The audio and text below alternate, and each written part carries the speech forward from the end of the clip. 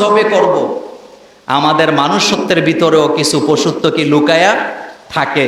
যদি আমাদের ভিতরে পশুত্ব লুকায়া না থাকতো, আমরা বাই হইয়া বাইকে ঠকাতে পারতাম না। আমার ভিতরে যদি পশুত্ব লুকায়া না থাকতো, বোনকে ঠকাতে পারতাম না। আমার ভিতরে যদি পশুত্ব না থাকতো, পার্টনারকে ঠকাতে পারতাম না।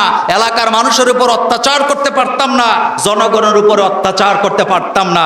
সুতরাং আজকে আমরা প্রতিজ্ঞা করতে হবে, যেই সময়টাতে আমরা পশু কুরবানি করার জন্য ছুরি হাতে নিয়ে পশুকে জবে করে দেব, সেই সময় আমরা যেন আমাদের নিজেদের ভিতরে লুকিয়ে থাকা পশুত্বটাকেও যেন জবে করে দিয়ে আমরা যেন সঠিক মানুষে পরিণত হতে পারি, সেই তৌফিক আল্লাহ আমাদেরকে দান করুক।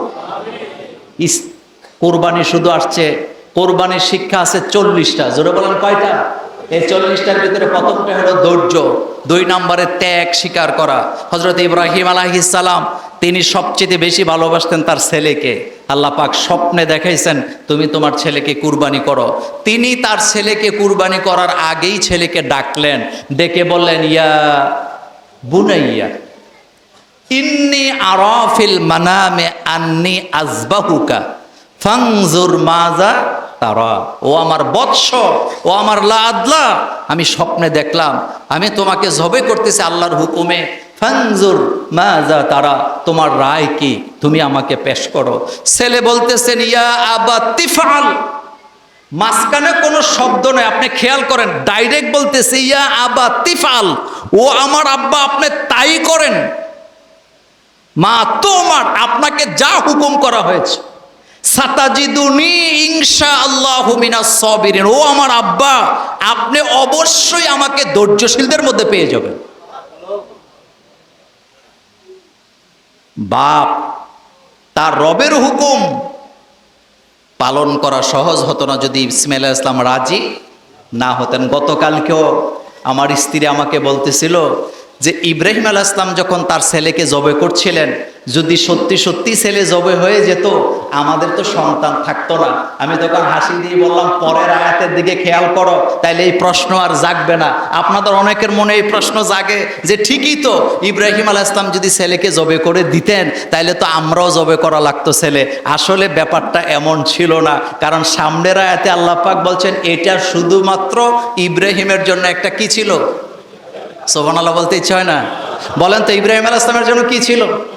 এটার উপমাটা আমি এইভাবে দেই, দাদা নানা অথবা বাবা নাতির জন্য সন্তানের জন্য একটা চকলেট নিয়ে আসছে।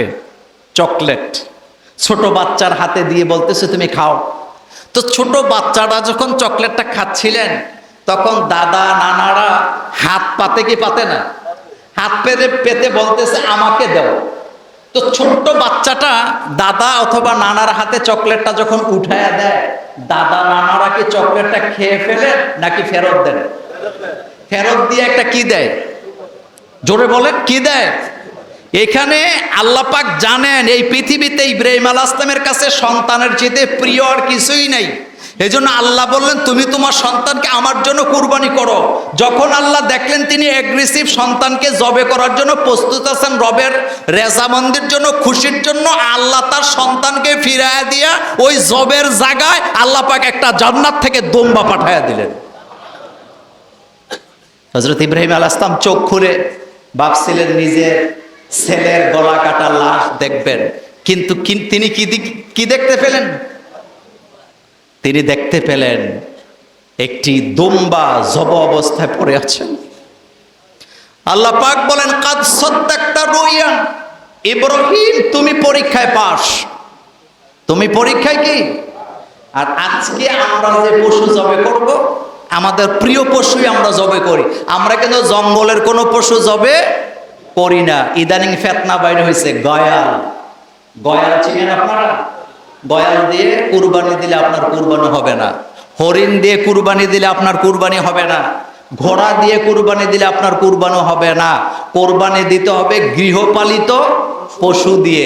আর পশুটা কেমন হবে?